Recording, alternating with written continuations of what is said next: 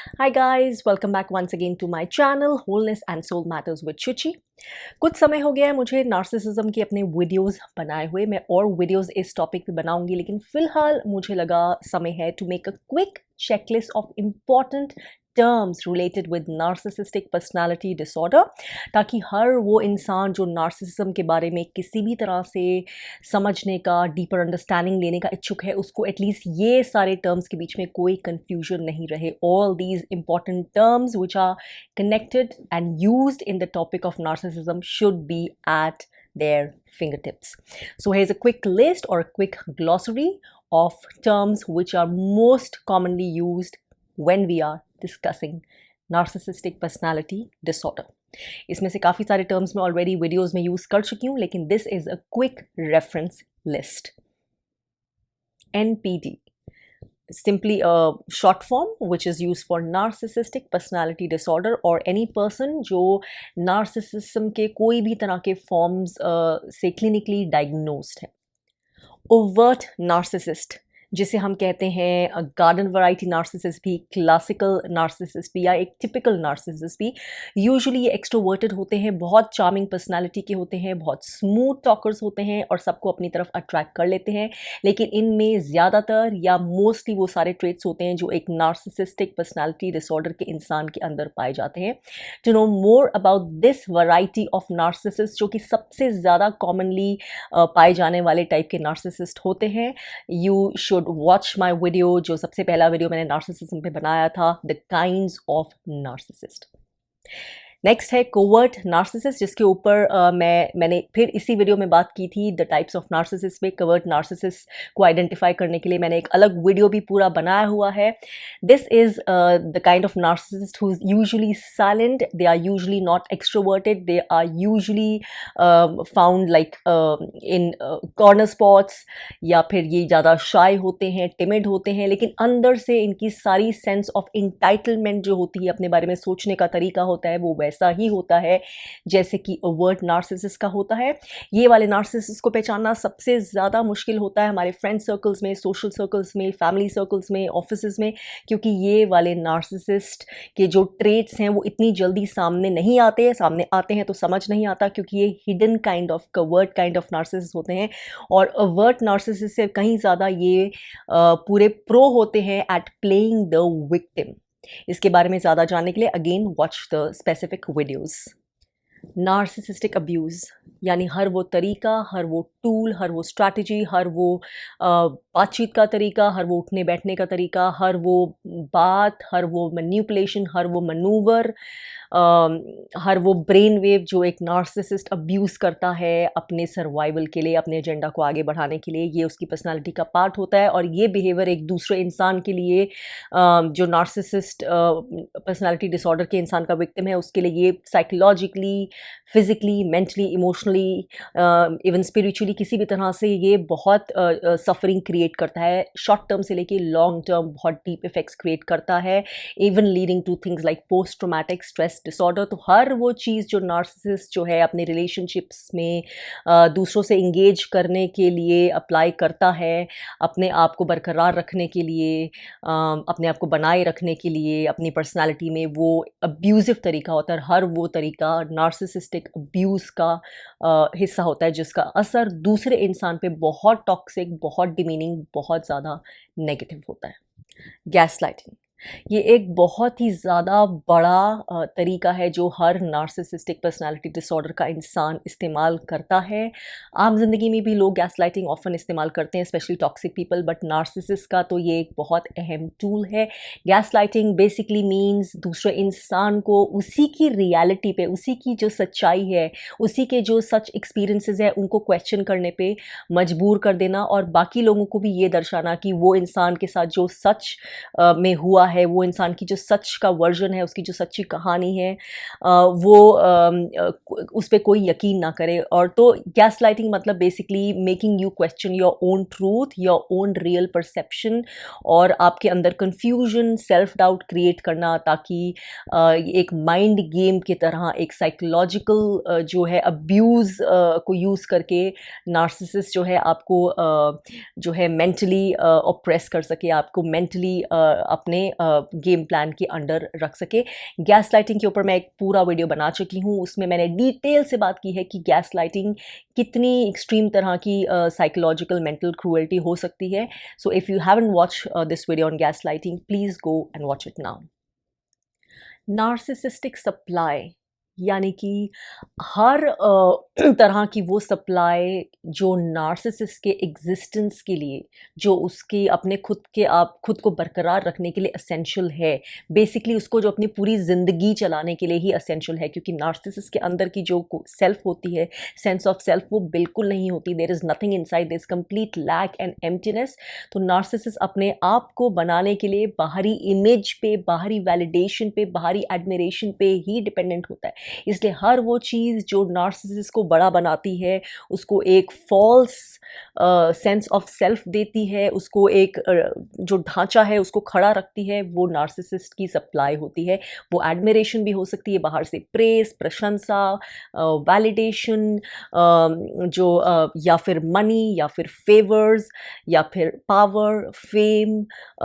वो ये narcissistic supply जो है वो किसी भी तरह से उसको पाने के लिए कुछ भी कर सकते हैं। स्ट्रैटेजीज, टूल्स, मैनिपुलेशन जो सारे होते हैं वो ये सप्लाई लेने के लिए ही होते हैं। दूसरे लोग उनके लिए सिर्फ सप्लाई का मीन्स हैं, जो किसी ना किसी तरह से अलग अलग तरीक़ों से ये सप्लाई उन्हें दे सकते हैं, जिस सप्लाई के बेस पे उनका जो सेंस ऑफ सेल्फ है, वो जो इमेज दूसरों की आंखों में बनाना चाहते हैं खुद को खड़े रखने के लिए, वो इमेज बन सकती है। इसलिए आप या कोई भी और इंसान जो नार्सिसिस्ट से डील करता है, जिससे कुछ नार्सिसिस्ट को मिल सकता है ऐसा जिससे उनकी पावर, पोजीशन, इमेज, प्रेस्टीज या सेंस ऑफ सेल्फ बनी रह सके, कितने भी थोड़े से लेके बड़े समय के लिए, वो हर इंसान, वो हर चीज़ नार्सिसिस्ट के लिए एक सप्लाई है। इस सप्लाई के बिना नार्सिसिस्ट नहीं रह सकते। उनका वजूद, जो फॉल्स वजूद भी है, वो बना नहीं रह सकता। इसलिए उनके लिए ये सप्लाई कॉन्स्टेंटली बना के रखना ही ज़िंदगी का एक पार्ट एंड पार्सल है, अभिन्न अंग है। नार्सिसिस्टिक रेज ये एक स्पेशल ही तरह का गुस्सा है जो हर नार्सिसिस्ट के अंदर तैयार बैठा होता है। द मोमेंट उसे लगता है कि किसी ने उसकी नार्सिसिस्टिक सप्लाई को जाने अनजाने में, नोइंगली अननोइंगली थ्रेटन किया है, रोका है, या फिर उसके ऊपर कुछ बंदिश लगाई है। ये हो सकता है किसी के ना कहने की वजह से हो, किसी चीज़ के लिए ना कहना, या किसी ने अपनी बाउंड्री बनाई है, या फिर किसी ने नार्सिसिस्ट को कोई एडवाइस, सजेशन देने की कोशिश की है, या फिर किसी तरह से कुछ नॉर्मल सा क्रिटिसिज्म भी किया, या कुछ भी ऐसा जहाँ पे नार्सिसिस्ट को अपना रास्ता अपने तरीके से नहीं मिला है, अपनी एडमिरेशन, अपना इंटाइटलमेंट की सेंस उनकी पूरी नहीं हुई है। वो छोटी से छोटी बात भी जो नार्सिसिस्ट के अंदर इस बैठे हुए गुस्से को ट्रिगर इंस्टेंटली कर सकता है, और ये गुस्सा बहुत तरह से फट सकता है। It can be extremely abusive verbally, it can be also abusive physically, it can be torturers for the person जिसके ऊपर ये गुस्सा निकला है, पूरे माहौल को ख़राब कर देता है। Sarcastic words, cutting words, bitter words, toxic words, demeaning words, दूसरे को छोटा दिखाने वाले वर्ड्स, कुछ भी इसमें नार्सिसिस्ट इस्तेमाल कर सकते हैं। So this is like bomb plus most people are clueless, they are taken aback, they are shocked जब ये ट्रिगर होता है नार्सिसिस्टिक रेज। और ये जो रेज के टॉक्सिक इफेक्ट्स होते हैं दूसरे इंसान की mental, emotional health and wellbeing पे, ये बहुत ज़्यादा होते हैं। स्पेशली अगर कोई इंसान नार्सिसिस्ट के साथ एक ही छत के नीचे रहता है और उसको बहुत बार ये नार्सिसिस्ट रेज का सामना करना पड़ता है। And people often have to walk on egg shells, ताकि वो ऐसा कुछ बोल ना दें या कर ना दें कि नार्सिसिस्ट का गुस्सा जो है, इस तरह का जो इलॉजिकल, बेबुनियाद एक्सट्रीम एंगर इरप्ट ना हो जाए फिर से, और उनको फिर से वो झेलना नहीं पड़े। तो ये जो है एक बहुत ही डीप तरह का गेन, एक साइकोलॉजिकल, मेंटल, इमोशनल अब्यूज़ होता है उस इंसान के लिए जिसको नार्सिसिस्टिक रेज का सामना करना पड़ता है। इनेबलर उन लोगों को कहा जाता है जो कि यूजुअली एक वीक पर्सनालिटी के होते हैं, और जो किसी ना किसी तरह, जैसे मैंने अपने पहले वीडियोस में डिस्कस भी किया था, नार्सिसिस्ट के स्पेल के अंडर या उसके होल्ड के अंदर होते हैं for because of various reasons. Enablers जो हैं नार्सिसिस्ट का जो पक्ष है उसको रखने की कोशिश करते हैं, और किसी ना किसी तरह से खुद को बचाने के लिए नार्सिसिस्ट को प्लेकेट करके, उसको अपीज़ करके, उसको शांत रखने की कोशिश करते हैं, उसका कहा मान के, उसको खुश करके, सके और इनफैक्ट दूसरों को भी चाहे उस चीज़ का नुकसान हो, लेकिन वो नार्सिसिस्ट के लिए एक तरह से खुद को जो है मार्टिर कर देते हैं, शहीद कर देते हैं। वो नार्सिसिस्ट को डिफेंड करते हैं, नार्सिसिस्ट का पक्ष रखते हैं, नार्सिसिस्ट के बिहेवियर में इनफैक्ट जाने अनजाने उसकी हेल्प करते हैं। वो बिहेवियर को कंडेम करने के बजाय उस बिहेवियर को बढ़ोतरी देने में जो है उनकी प्रेजेंस जो है नार्सिसिस्ट को मदद करती है। फ्लाइंग मंकीज़ भी एनेबलर्स होते हैं, लेकिन वो एक बहुत ज़्यादा और डीपर काइंड के एनेबलर्स होते हैं जो और ज़्यादा स्ट्रांगली टॉक्सिक होते हैं, क्योंकि वो ज़रूरी अपने आप को सिर्फ बचाने के लिए नहीं, बल्कि नार्सिसिस्ट के जो गंदे गेम प्लान्स हैं उनका पूरा मज़ा लेने के लिए या उनसे अपने लिए रिवॉर्ड्स इकट्ठे करने के लिए भी नार्सिसिस्ट का साथ देते हैं। स्पेशली दूसरे इंसान को, नार्सिसिस्ट के विक्टिम को स्लैंडर करने के लिए, स्मीयर कैंपेन्स चलाने के लिए, नार्सिसिस्ट के झूठ को और फैलाने के लिए, विक्टिम के सच को और मलाइन करने के लिए, झुटलाने के लिए। तो ये सारे जो एक्टिवली पार्टिसिपेट करते हैं, नार्सिसिस्ट को डिफेंड करते हैं, उसके लिए लड़ते हैं ऑफन ताकि नार्सिसिस्ट खुद छुपा रह सके, वो फ्लाइंग मंकीज होते हैं। फ्लाइंग मंकीज फैमिली में भी हो सकते हैं, फ्लाइंग मंकीज विक्टिम और नार्सिसिस्ट के कॉमन फ्रेंड्स भी हो सकते हैं, ऑफिस में भी हो सकते हैं, कोई भी हो सकते हैं जिन्हें नार्सिसिस्ट अपने स्पेल में ले लेते हैं और जो अपने टॉक्सिक या अपनी वीकनेस के हिसाब से नार्सिसिस्ट का सपोर्ट करते हैं, उसकी आर्मी की तरह से एक्ट करते हैं। ऑफन नार्सिसिस्ट को सामने आना ही नहीं पड़ता।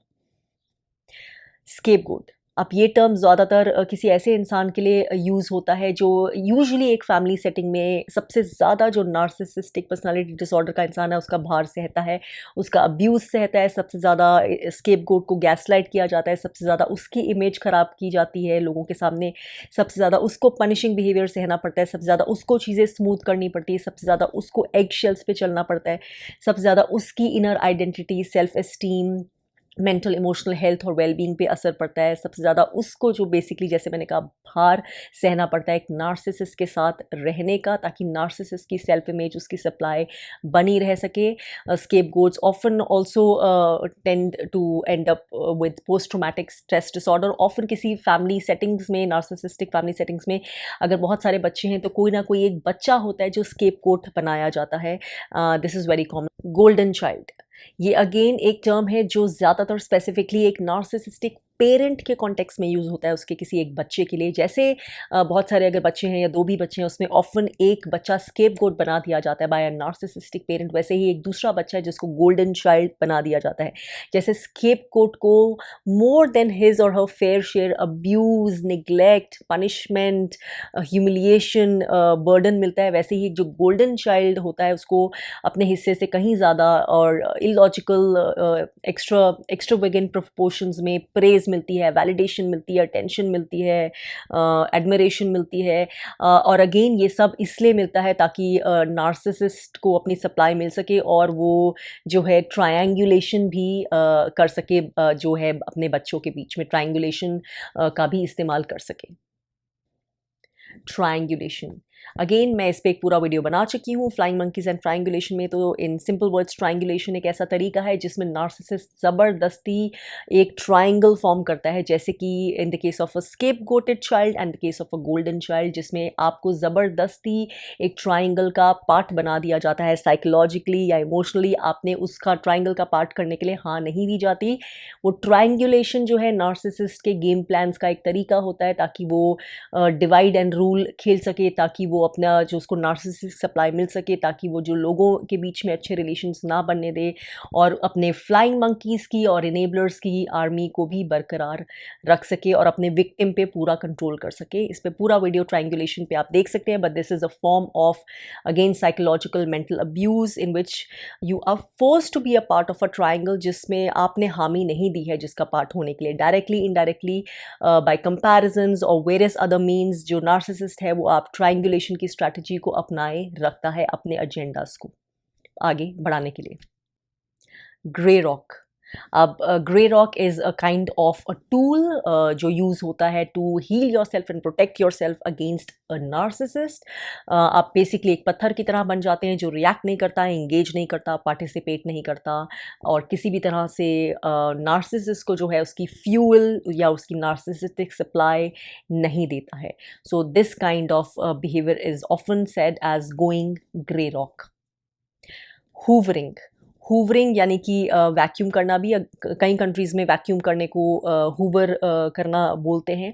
तो हूवरिंग का तरीका बेसिकली उस चीज़ को रेफ़र करता है जो नार्सिसिस्ट यूज़ करता है, ऑफ़न उन लोगों के प्रति जो उसके घेरे से निकल गए हैं या शिकंजे से निकल गए हैं, जिन्होंने अपनी बाउंड्री सेट कर दी है, और या फिर फ्लाइंग मंकीज़ जो घेरे से निकल गए हैं। तो किसी न किसी तरह लोगों को वापस अपने घेरे में लाने के लिए कुछ स्ट्रैटेजीज़ यूज़ करके या प्यार से या ज़्यादा अटेंशन दे के या ज़्यादा लव बॉम्बिंग करके या कुछ ना कुछ माइंड गेम्स खेल के या कुछ और विक्टिम एक्ट करके या कुछ और दर्शा के या कैसे भी तरीक़ों से वापस आपको सक इन कर लेना, वैक्यूम में सक इन कर लेना, अपने सर्कल में सक इन कर लेना, उसको हूवरिंग बोलते हैं।